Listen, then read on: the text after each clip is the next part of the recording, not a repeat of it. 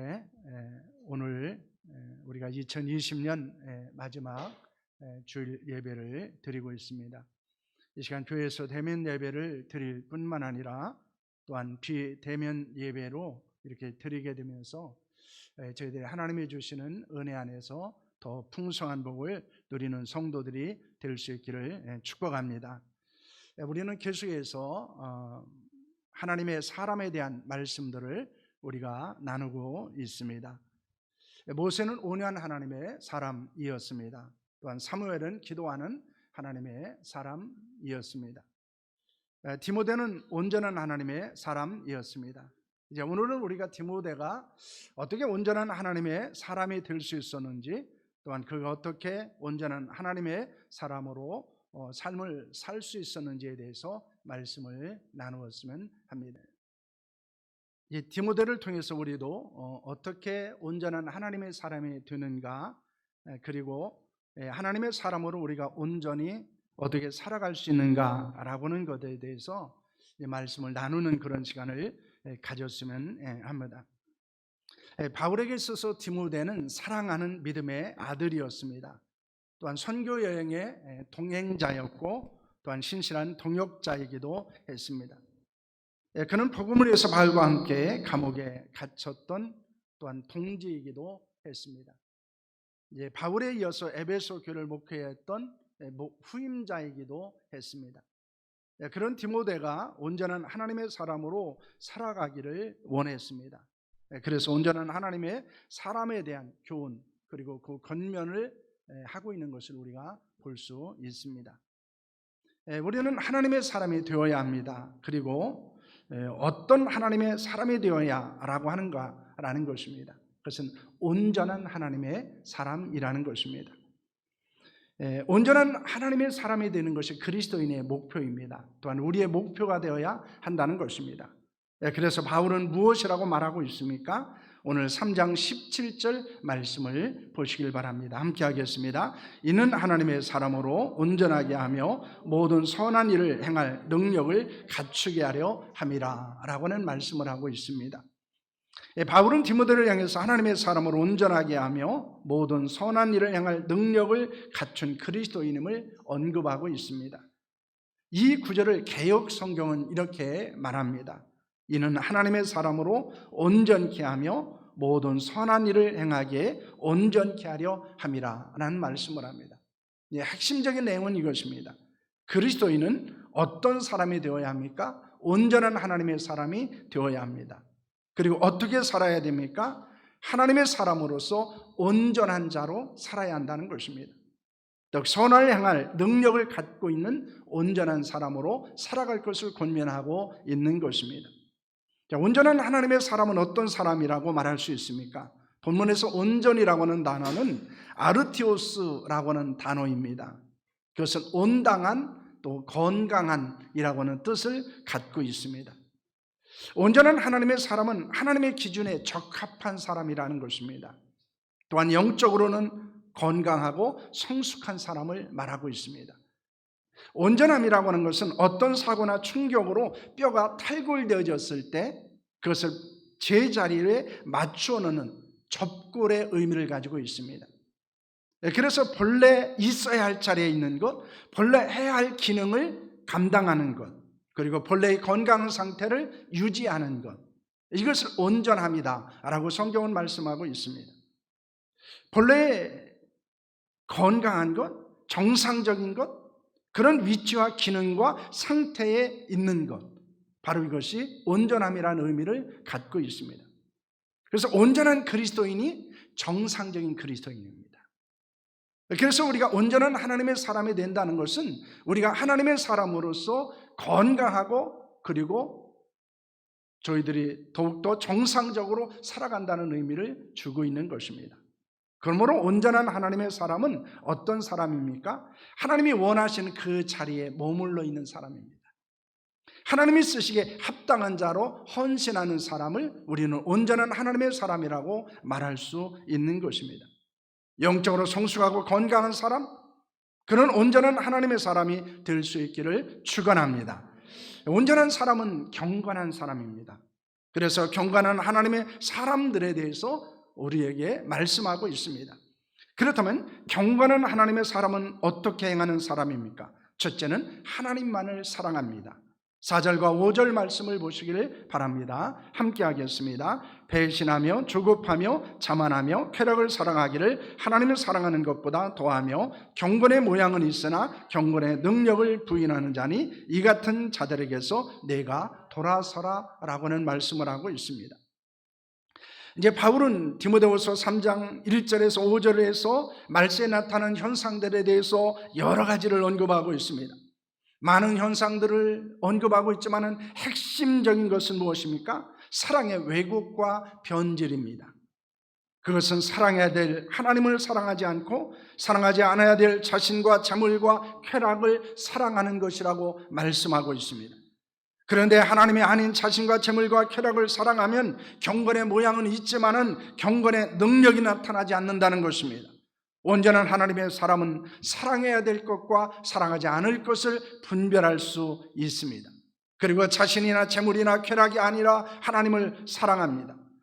자신과 재물과 쾌락을 사랑하는 사람은 불경건하게 살 수밖에 없다는 것입니다. 우리가 이 땅에서 불경건한 자로 살아가는 것은 다른 데 있지 않습니다. 자기를 사랑하기 때문입니다. 돈을 사랑하기 때문입니다. 뿐만 아니라 쾌락을 사랑하기 때문입니다.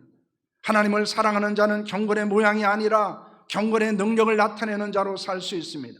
온전한 사람은 그 무엇보다 그 어떤 것보다 하나님을 사랑합니다. 하나님을 사랑하는 것이 정상적인 그리스도인의 삶이라는 것을 믿으시기를 바랍니다. 둘째는 그리스도를 위해서 박해를 받습니다.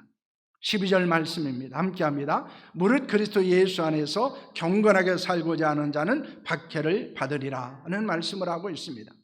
그 당시에 교회 안에는 거짓 교사들이 소리 없이 들어와서 성도들을 유혹하고 넘어지게 만들었습니다.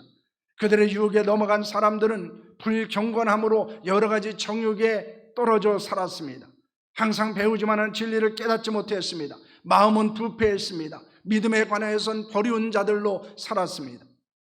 그런데 온전한 하나님의 사람은 그리스도를 위한 박해를 결코 두려워하지 않았다는 것입니다. 교회와 복음을 위한 고난을 영광으로 생각했습니다.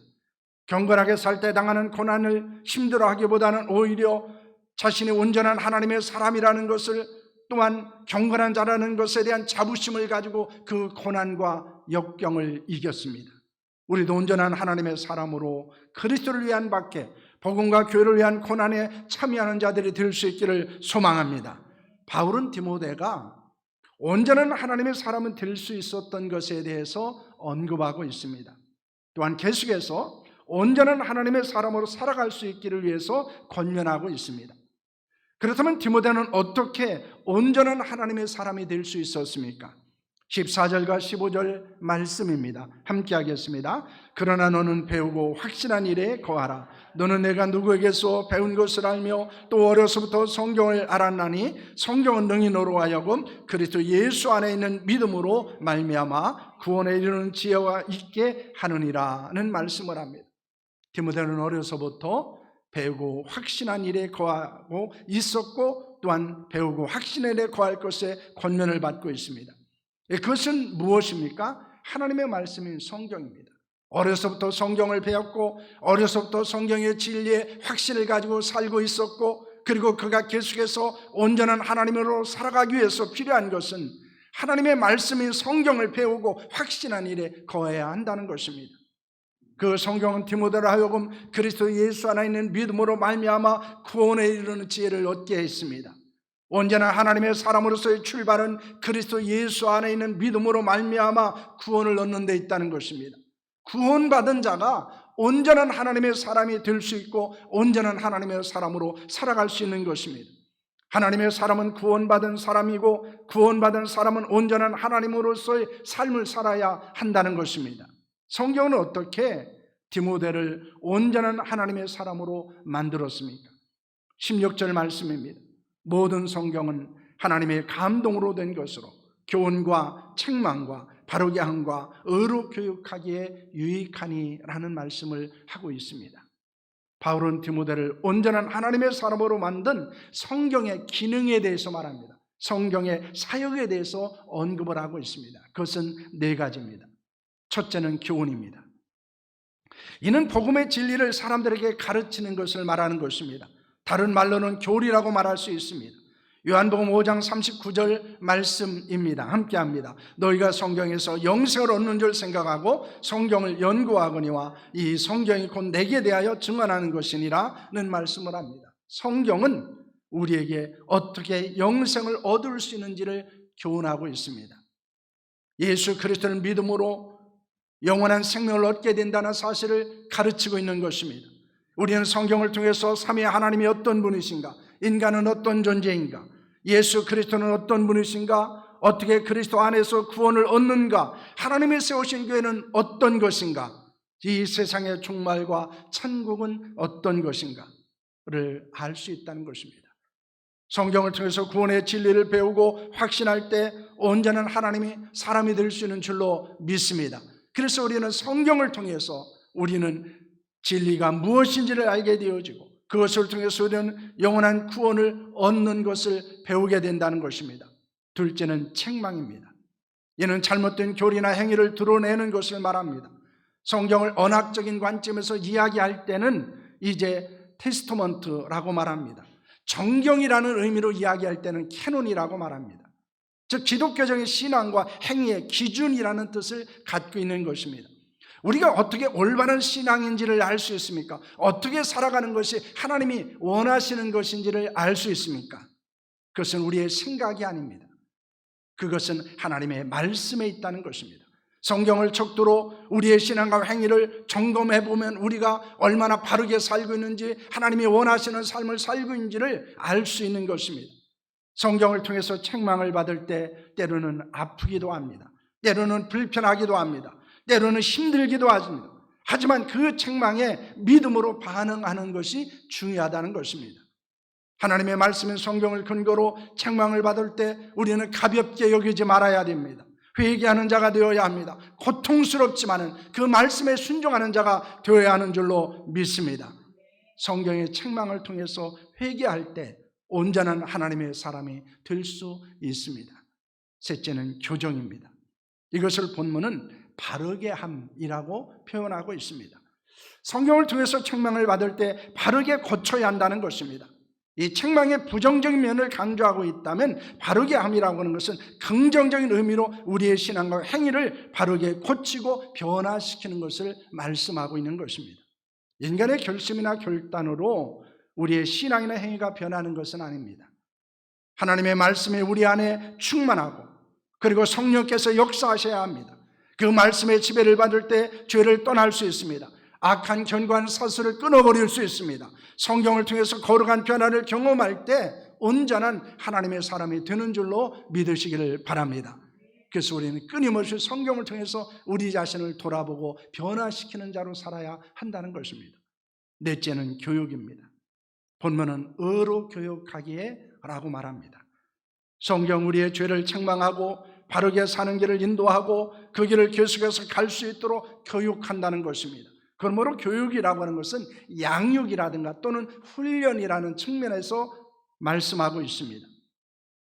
성경은 우리에게 경건하지 않은 것과 세상의 정욕을 버리게 하고 이 세상에서 의롭고 경건하게 살 수 있게 합니다. 성경은 하나님이 원하시고 기뻐하시는 삶을 살 수 있도록 우리에게 영적인 영양분을 공급할 뿐만 아니라 영적인 능력을 끊임없이 주고 있습니다. 그러므로 성경을 통해서 하나님의 말씀을 통해서 우리는 영적으로 성장할 수 있고 우리는 영적인 능력을 경험할 수 있는 것입니다. 성경을 따라 순종할 때, 행할 때 우리는 온전한 하나님의 사람으로 계속해서 살아갈 수 있습니다. 성경은 우리의 유익을 위해서 하나님이 주신 은혜요 선물입니다. 그러므로 성경의 말씀을 읽고 듣고 묵상하고 순종하는 자가 자신에게도 유익하고 다른 사람도 유익하게 만들 뿐만 아니라 하나님께도 유익한 자로 살아갈 수 있는 것입니다. 누가 유익을 주는 자로 살 수 있습니까? 온전한 하나님의 사람입니다. 하나님의 사람으로 온전히 선을 행하는 사람입니다. 우리는 하나님의 은혜로 하나님의 사람이 되었습니다. 이제는 하나님의 말씀인 성경을 통해 더 온전한 하나님의 사람이 되어야 합니다. 성경을 배우고 확신해야 합니다. 성경을 통해서 계속해서 회개하고 변화되어야 합니다. 디모데전서 4장 5절 말씀을 보시길 바랍니다. 함께합니다. 하나님의 말씀과 기도로 거룩하여짐이라는 말씀을 합니다. 하나님의 사람은 하나님의 말씀과 기도로 거룩해진다라고 말합니다. 거룩하다는 것은 무엇을 말합니까? 계속해서 하나님이 원하시는 사람으로 변화되어지는 것을 말합니다. 세상 사람들과 구별되어진 삶을 살아가는 것을 말하는 것입니다. 거룩한 사람이 하나님의 사람입니다. 우리 교회는 매년 신년이 되면 특별 새벽 기도일을 일주일간 했습니다. 그래서 오는 1월 첫 주간에 4일부터 9일까지 일주일 동안 신년 특별 새벽 기도일을 하려고 합니다. 또한 70일 동안 신약 성경을 한번 통독하는 시간을 가지려고 합니다. 하나님의 말씀과 기도를 통해서 우리가 거룩한 하나님의 사람으로 변화되어진 역사를 경험하기를 소망합니다. 그 기간을 통해서 우리는 이 말씀과 기도를 통해서 온전한 하나님의 사람이 되고 하나님의 사람으로 선을 행할 능력을 얻을 수 있는 시간이 될 수 있기를 소망합니다. 그래서 지금부터 여러분 기도하며 준비하셨으면 합니다. 그리고 일주일 후에 우리가 신년 새벽 기도를 시작하고 그리고 그날부터 이 하나님의 말씀을 우리가 통독하면서 어떻게 하나님의 말씀과 그리고 기도를 통해서 어떻게 역사하시는지, 우리의 삶을 어떻게 변화시키는지, 우리가 어떻게 온전한 하나님의 사람이 되고 온전한 하나님의 사람으로 살아갈 수 있는지를 여러분 경험할 수 있기를 축원합니다. 온전한 하나님의 사람은 경건한 사람입니다. 하나님을 사랑하고 그리스도를 위한 박해를 오히려 영광으로 여기는 사람입니다. 영적으로 건강할 뿐만 아니라 하나님이 주신 사명을 감당함으로 유익을 끼치는 자로 살아가는 것입니다. 온전한 하나님의 사람이 되고 하나님의 사람으로 온전히 행하는 성도들이 될 수 있기를 축원합니다. 우리가 선을 행함으로 온전한 하나님의 사람이 되어져 하나님의 교회를 유익하게 하고 또한 하나님을 유익하게 하고 그리고 많은 사람들을 유익하게 할 뿐만 아니라 하나님 앞에 영광 돌리는 자로 살아가는 우리 모두가 될 수 있기를 소망합니다. 특별히 우리는 이런 결단을 하며 이 새로운 한 해를 보내고 맞이했으면 합니다. 나를 하나님 온전한 하나님의 사람으로 만들어 주시옵소서. 내가 하나님의 온전한 사람으로 더욱더 온전한 선을 행하는 능력을 가지고 살아가게 하여 주시옵소서. 이것이 우리의 목표가 되고 우리의 기도의 제목이 되고 우리의 최선의 헌신된 역사들이 일어날 수 있기를 축원합니다.